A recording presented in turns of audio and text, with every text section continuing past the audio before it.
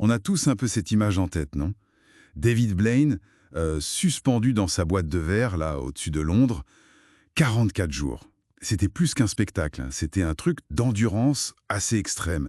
Et ça a marqué les esprits. Clairement. Aujourd'hui, on va essayer de décortiquer un peu la mentalité de ce type. On le connaît pour la magie de rue, bien sûr, mais c'est surtout ces défis aux limites humaines qui le définissent maintenant. Exactement. Et pour ça, on va s'appuyer sur des extraits d'une conversation qu'il a eue. L'idée, c'est de comprendre ce qui pousse quelqu'un à chercher l'inconfort comme ça, le risque, mais un risque calculé, apparemment. C'est ça. Et qu'est-ce que ça nous dit sur notre potentiel, sur notre perception de la réalité même? Ok, alors, déballons ça. Comment on passe des tours de cartes à mettre sa vie en jeu pour tester son endurance? C'est justement ça qui est fascinant chez lui. Il vient du monde de l'illusion, de la magie, Oui, mais il cherche une sorte de crédibilité brute, en fait. Il veut pas juste faire semblant. Il veut faire des choses qu'il croit possibles, même si ça a l'air complètement fou. donc l'endurance, c'est le test ultime. Sans trucage. Voilà. C'est là où le corps et l'esprit sont testés pour de vrai. Une validation par le réel, quoi. Et l'exemple frappant, c'est Londres.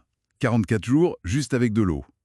Il en parle comme d'une prise de conscience hyper aiguë, une fois que l'esprit est libéré de la bouffe, en gros. C'est exactement ça. Il cache pas les côtés négatifs, hein, le métabolisme qui prend un coup, Ah oui, j'imagine. mais il décrit aussi l'expérience comme magnifique. Il parle d'une clarté mentale, d'une lucidité, presque surnaturelle attente dans cet état limite.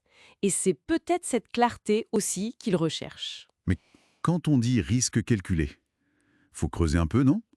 Parce que rester comme ça, sans manger, plus d'un mois, ça paraît juste dingue, risqué, point. Oui, mais lui, il insiste sur la préparation.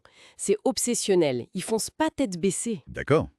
Il étudie, il décortique tout, il consulte des experts, De des la- médecins, des yogis. Il a même étudié le parcours de grévistes de la faim, genre Bobby Sands. Ah ouais, quand même. Et sa méthode, c'est les tests progressifs. Par exemple, pour le jeûne, il va tester la moitié de la durée prévue d'abord pour voir comment son corps réagit. Donc, il y a une logique derrière la folie apparente, une prudence même. Absolument. Il raconte avoir renoncé à certains défis.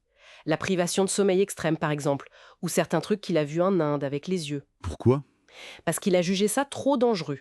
Peur de dommages irréversibles, surtout, dit-il, depuis qu'il est père. C'est pas une recherche de la mort, c'est un test de vie. Il a ses lignes rouges. Même pour des trucs qui nous semblent fous comme le pic à glace dans la main ou attraper une balle. Même là, le risque est évalué, d'une manière ou d'une autre. C'est sa logique à lui. Ce qui est frappant aussi, c'est sa vision du confort. Il en part presque comme d'un ennemi. Ah oui, ça c'est un point clé de sa philosophie. Pour lui, le confort, c'est la stagnation. On n'apprend rien, on n'accomplit rien d'important sans en sortir. L'inconfort majeur, au contraire, ça le réveille. Ça le ramène à la vie, d'une certaine façon. Il donne cet exemple incroyable sur sa peur de parler en public. Oui, ouais. Il raconte qu'il était terrifié à l'idée de parler en public. Et il a surmonté ça en faisant un TED Talk. Ah ouais?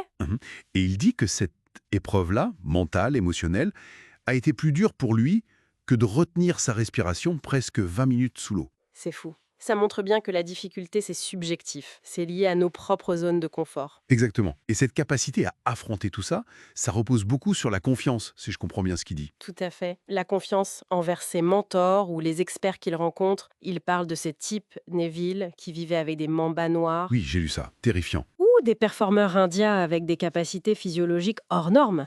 C'est cette confiance totale qui lui permet de faire le saut, quoi. Comme quand il s'est assis, calme, avec 6 mambanois autour de lui. Et dit que c'était le truc le plus flippant de sa vie. Oui, et que ça dépendait entièrement de sa confiance en Neville et de sa propre capacité à rester zen.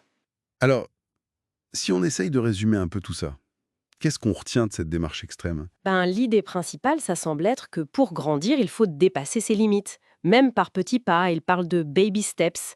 C'est pas forcément faire des trucs spectaculaires comme lui. C'est juste sortir de sa propre zone de confort. Voilà. Chacun la sienne. Il tire d'ailleurs des leçons assez directes de ses expériences. Les mantras de Londres. Tout est perspective et l'ennui est en choix. Exactement. Ces phrases, elles résument bien sa foi dans le potentiel humain, qu'il voit comme quasi illimité. L'idée que, quand quelqu'un repousse une frontière, ça ouvre la voie pour les autres. Et que l'échec, c'est pas grave, ça fait partie du jeu. C'est même comme ça qu'on apprend. C'est une source d'apprentissage incroyable pour lui. Il suggère même que chacun peut trouver son truc, sa manière d'explorer ses propres limites. Pas besoin de faire le show. Juste faire quelque chose qui nous sorte de la routine, qui nous fasse sentir plus vivants. Et ça amène une réflexion intéressante pour finir, non? Est-ce qu'on n'est pas collectivement un peu trop accroché à notre confort, au point d'oublier notre propre capacité de résilience, notre potentiel de découverte, même à petite échelle?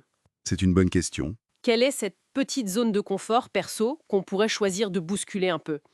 Pas pour le danger, hein, mais juste pour la clarté, pour grandir ou simplement pour retrouver ce sentiment d'être pleinement engagé dans sa